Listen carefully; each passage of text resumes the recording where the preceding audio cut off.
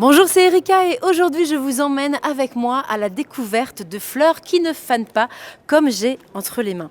Je vous emmène en effet rencontrer Elodie, créatrice de la marque Florette qui propose des fleurs séchées et des fleurs en papier.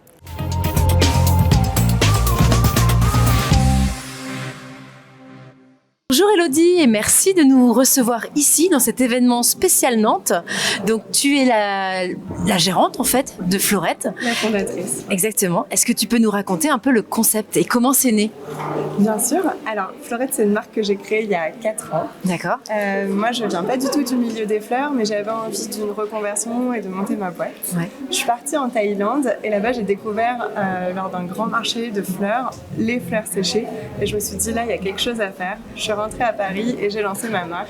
Tu t'es formée là-bas du coup ou... Non, j'ai acheté une couronne sur place, j'ai vu à peu près la technique et quand je suis rentrée avec des tutos YouTube en fait et quelques fleurs que j'avais achetées, j'ai appris.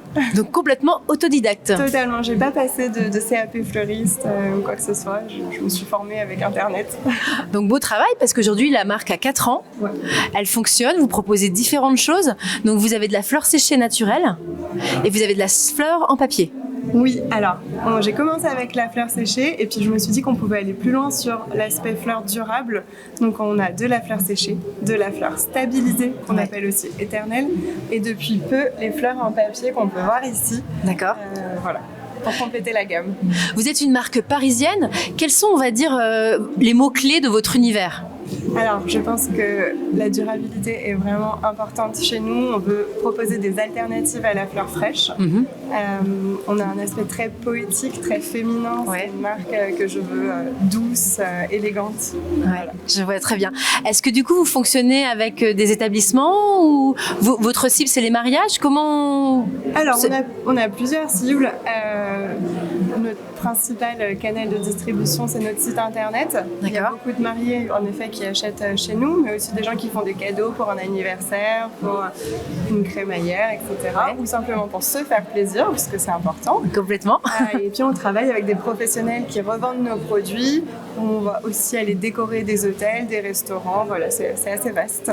Et surtout, vous allez à la rencontre de vos clients parce que du coup, vous vous déplacez dans différentes villes de France. Et ça, vous le faites depuis combien de temps? Et dans quelle ville vous vous déplacez surtout? Alors, ça fait 1 an et demi. Notre premier pop-up était à Lyon il y a 1 an et demi. On était tellement heureux d'aller à la rencontre de nos clients parce qu'on est très connus à Paris, mais pas beaucoup en province, du coup. Ouais. Du coup, on a vu que c'était hyper sympa. Donc, on a enchaîné sur d'autres villes. On a fait Nantes, on a fait Bordeaux, on a fait Lille. Là, on part à Marseille et puis on va aller à Toulouse. Enfin, voilà, Vous étendez sur le territoire français pour le plus grand bonheur de vos clients et clientes, du coup. Exactement, parce qu'on a quand même un produit qui est très visuel. Je pense qu'il faut le voir. Donc, c'est important pour nous de l'amener en physique. Directement vers vos clients, je comprends tout à fait.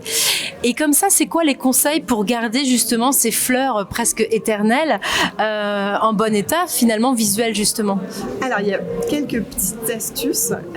Ça ne demande pas d'entretien, mais ce sont des astuces pour les garder plus longtemps. Il faut éviter de les mettre en plein soleil pour la couleur. Ouais. Éviter de les mettre dans une pièce humide. On a tendance à vouloir les mettre dans la salle de bain, mais il faut éviter parce que ça les fait moisit. tomber. La moisissure, et puis elle tombe en fait la tête qui flanche. Ok. C'est dommage. Et un petit coup de sèche-cheveux à froid pour la poussière de temps en temps. Merci Elodie. Avec plaisir, merci.